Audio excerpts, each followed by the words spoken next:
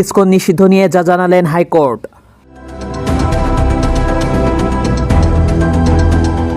বাংলাদেশে আন্তর্জাতিক কৃষ্ণ ভাবনামৃত সংঘ ইসকন নিষিদ্ধের দাবিতে একটি রিট শুনানিকালে হাইকোর্টের এক বিচারক বলেছেন, রাষ্ট্র সর্বোচ্চ গুরুত্ব দিয়ে বিষয়টি দেখছে, তাতে আমরা সন্তুষ্ট।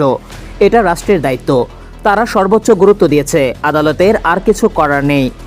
বৃহস্পতিবার বিচারপতি ফারাহ মাহবুব ও বিচারপতি দেবাশিস রায় চৌধুরীর থেকে এ মন্তব্য আসে। সুপ্রিম কোর্টের আইনজীবী মনিরুজ্জামান গতকাল বুধবার ইসকন নিষিদ্ধ চেয়ে আবেদনটি করেন। চট্টগ্রাম ও রংপুরে জরুরি অবস্থা জারির আর্জিও তিনি জানান। আবেদনের শুনানিকালে রাষ্ট্রপক্ষের মতামত জানতে অ্যাটর্নি জেনারেলকে ডেকে পাঠায় আদালত।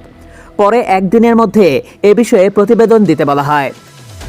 শুনানির শুরুতে deputy attorney general Asad Uddin attorney জেনারেলের পক্ষে আদালতকে সরকারের নেওয়া পদক্ষেপের তথ্যগুলো তুলে ধরেন। তিনি আদালতকে জানান, এ ঘটনায় সরকারের অবস্থান কঠোর। এ পর্যন্ত এ ঘটনায় 3টি মামলা হয়েছে। একটিতে 13 জন, একটিতে 14 জন এবং আরেকটিতে 49 জনকে আসামি করা হয়েছে। এ পর্যন্ত 33 জনকে গ্রেপ্তার করা হয়েছে। সিসিটিভি ফুটেজ দেখে আরও 6 জনকে শনাক্ত করা হয়েছে। পুলিশ তৎপর আছে, জিজ্ঞাসাবাদ করলে আরও তথ্য পাওয়া যাবে।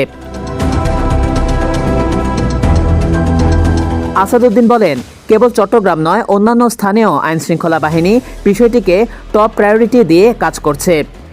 এদিকে আইনজীবী মনিরুদ্দিন আবারও ইসকনকে নিষিদ্ধ চেয়ে শতপ্রণোদিত আদেশ চাইলে আদালত তাকে বলেন, বাংলাদেশের মানুষ সৌহার্দ্যপূর্ণ, এ বিষয়ে তার দুশ্চিন্তার কোনো কারণ নেই। ডেপুটি অ্যাটর্নি জেনারেল আসাদুদ্দিন বলেন, সরকার যেহেতু ব্যবস্থা নিচ্ছে, সেখানে কোর্ট তো হস্তক্ষেপ করবে না। সরকারের নিষ্ক্রিয়তা থাকলে তখন কোর্ট হস্তক্ষেপ করে। ডেস্ক রিপোর্ট, ভিডি 20 নিউজ, ঢাকা।